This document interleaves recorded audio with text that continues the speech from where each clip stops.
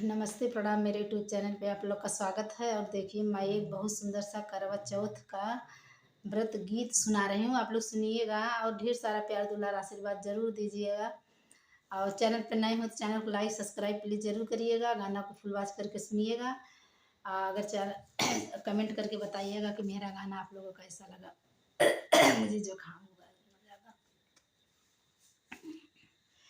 लाल लाल साड़ी पहिरे लाल चुनरिया हो, लाल लाल साड़ी पहिरे लाल चुनरिया हो। भर हाथ चूड़ी पहिरे हाथ में मेहदिया, भर हाथ चूड़ी पहिरे हाथ में मेहदिया।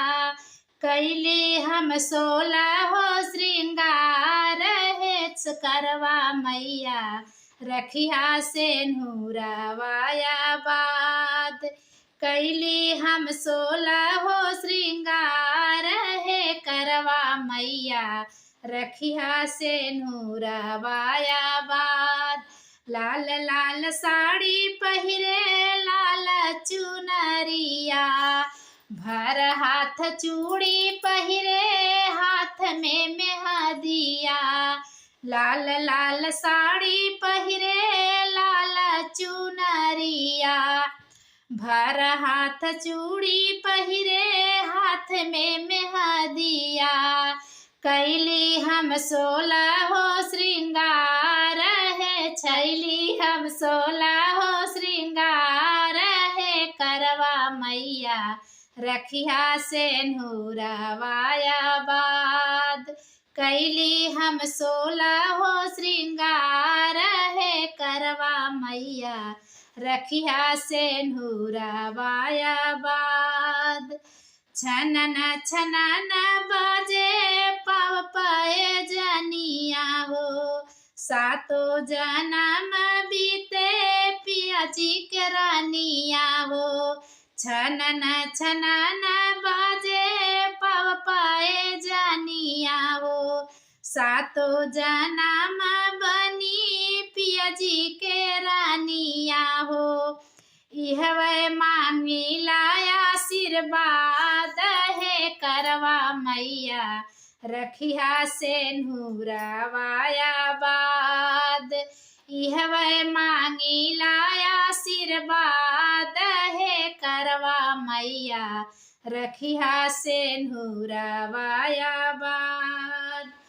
लाल लाल लाल साड़ी पहिरे हाथ में चुनरिया हो, लाल लाल साड़ी पहिरे लाल चुनरिया हो। भर हाथ चूड़ी पहिरे हाथ में मेहदिया हो।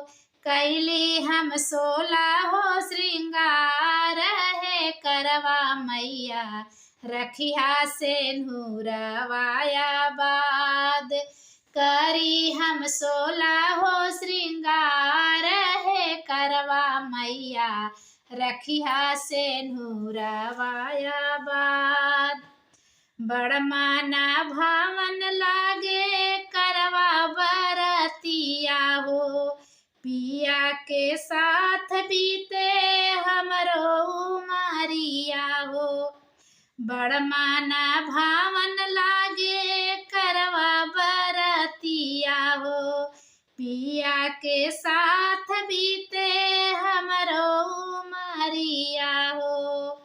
चमकत रहे उसे नूर, चमकेला से नूरा लीलार हे करवा मैया, रखिया से नूरावाया बाद। इह मांगी लाया ही बात है करवा मैया, रखिया से नूरावाया बाद।